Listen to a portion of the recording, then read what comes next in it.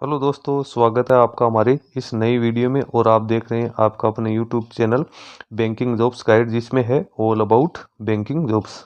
दोस्तों इस वीडियो में हम बात करेंगे इलाहाबाद हाई कोर्ट की ओर से निकाली गई स्टेनोग्राफर रिक्रूटमेंट 2024 के बारे में। जी हाँ दोस्तों, हाई कोर्ट ऑफ इलाहाबाद की ओर से स्टेनोग्राफर हिंदी और इंग्लिश के लिए यहाँ पे रिक्रूटमेंट का नोटिफिकेशन जारी किया गया। परमानेंट रिक्रूटमेंट है यहाँ पे निकाली गई। तो जिन कैंडिडेट के पास में रिलेवेंट क्वालिफिकेशंस है अकॉर्डिंग टू नोटिफिकेशन, वो इसमें अपना एप्लीकेशन फॉर्म सबमिट कर सकते हैं। दोस्तों वैकेंसीज की बात करें तो 500 से ज़्यादा पदों के लिए यहाँ पे रिक्रूटमेंट निकाली गई है। सबसे पहले अपन चलते हैं इसकी डिटेल नोटिफिकेशन पे और जानते हैं कि इसमें क्या क्या एलिजिबिलिटी क्राइटेरिया रखा गया है। दोस्तों अभी तक आपने हमारे चैनल को सब्सक्राइब नहीं किया है तो चैनल को सब्सक्राइब कर ले, बेल आइकन पे क्लिक कर नोटिफिकेशन ऑन कर ले, ताकि वीडियो के माध्यम से आप तक सारी जानकारी पहुंचते रहे। आप हमारे टेलीग्राम चैनल और व्हाट्सएप ग्रुप को ज्वाइन कर ले, जिसका लिंक आपको हमारे वीडियो के डिस्क्रिप्शन बॉक्स में मिल जाएगा।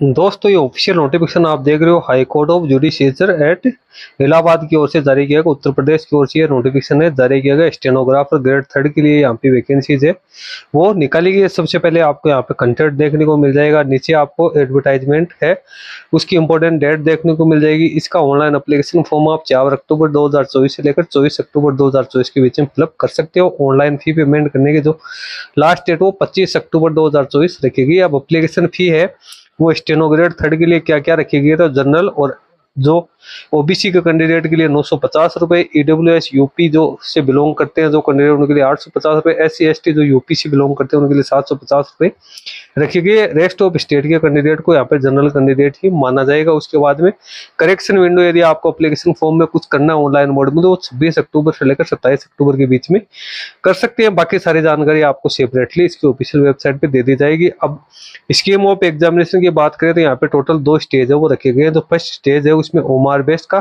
टेस्ट है रखा जाएगा, जिसमें मल्टीपल चॉइस वाले क्वेश्चन आएंगे। इस फर्स्ट स्टेज को जो कैंडिडेट क्वालिफाई करेंगे उन्हें स्टेज सेकंड के लिए बुलाया जाएगा, जिसमें कंप्यूटर टाइपिंग टेस्ट और स्टेनोग्राफी टेस्ट है वो रखा जाएगा। डे टाइम और एग्जामिनेशन सेंटर की जानकारी आपको पब्लिक नोटिस है उसके जरिए बाद में सेपरेट आपको दे दी जाएगी। इसकी रिलेवेंट वेबसाइट यहाँ पे 2 दे रखी है, www.allahabadhighcourt.in और www.exams.nta.ac.in के ऊपर आप जाके इसका एप्लीकेशन फॉर्म है वो यहाँ पे आप सबमिट कर सकते हो। एप्लीकेशन फॉर्म ऑनलाइन मोड में आपको भरना है। एक कैंडिडेट सिर्फ एक ही एप्लीकेशन फॉर्म यहाँ पे फिलअप हो कर पाएगा। एजुकेशन क्वालिफिकेशन की अपन बात करें, वैकेंसीज की बात करें तो स्टेनोग्राफर 3rd कैटेगरी सी की टोटल 583 वैकेंसी निकाली गई, जिसमें 517 वैकेंसी स्टेनोग्राफर हिंदी की है, 66 वैकेंसी जो स्टेनोग्राफर इंग्लिश की है। इनको 5200 से 20,200 ग्रेड पे 2800 में यहाँ पे अपॉइंट किया जाएगा। एसेंशियल एजुकेशन क्वालिफिकेशन की बात करें तो सबसे पहले तो हिंदी स्टेनोग्राफर के पास में ग्रेजुएशन विद डिप्लोमा और certificate in stenography with speed of 80 WPM short hand and 30 WPM in typing both English Hindi along with CC certificate issued by NIELT DOS society.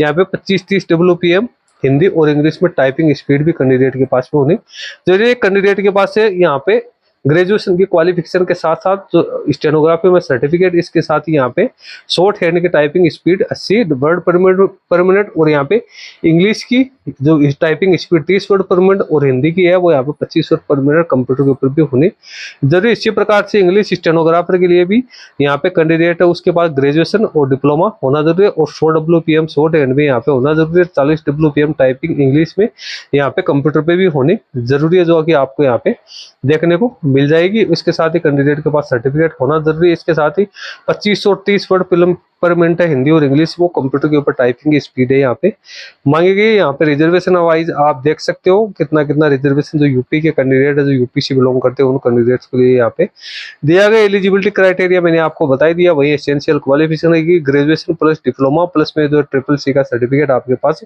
यहाँ पे होना जरूरी है। हिंदी और इंग्लिश दोनों ही प्रकार के कैंडिडेट के लिए होना जरूरी। एज लिमिट मिनिमम यहाँ पे 18 वर्ष है और मैक्सिमम एज है वो यहाँ पे 40 वर्ष है वो रखी गई। रिजर्वेशन कैटेगरी को भी यहाँ पे है वो कुछ रिलैक्सेशन है वो दिया जाएगा। नीचे आप देखोगे सिलेक्शन प्रोसीजर की, तो जो स्टेज फर्स्ट है वो ओमार बेस सीट पे टेस्ट लिया जाएगा, 90 मिनट का टाइम लोड किया जाएगा, 100 क्वेश्चन होंगे और इसमें टोटल 4 पार्ट वो दिए गए, Hindi English general studies mathematics और 100 नंबर के यहाँ पे रहने वाला है। उसके बाद स्टेज जो सेकंड है हिंदी और इंग्लिश टाइप टेस्ट है जो कंप्यूटर पे करवाया जाएगा, 25 वर्ड पर मिनट हिंदी और 30 वर्ड पर मिनट इंग्लिश में करवाई जाएगी। ये 25 मार्क्स की हिंदी की टाइपिंग होगी और 25 मार्क्स की यहाँ पे इंग्लिश की टाइपिंग है वो यहाँ पे रखी गई। मिनिमम क्वालिफाइंग मार्क्स है वो 10 नंबर यहाँ पे रखे गए। उसके बाद हिंदी इंग्लिश स्टेनोग्राफी का टेस्ट की बात करें तो हिंदी स्टेनोग्राफी में 80 वर्ड पर मिनट शॉर्ट हैंड की स्पीड और इंग्लिश स्टेनोग्राफी में 100 वर्ड पर मिनट शॉर्ट हैंड की स्पीड होनी जरूरी है। 50 नंबर यहाँ पे दिए जाएंगे। कोई नेगेटिव मार्किंग यहाँ पे स्टेज फर्स्ट यानी जो रिटन एग्जाम है उसमें नहीं रखी जाएगी। और कैंडिडेट है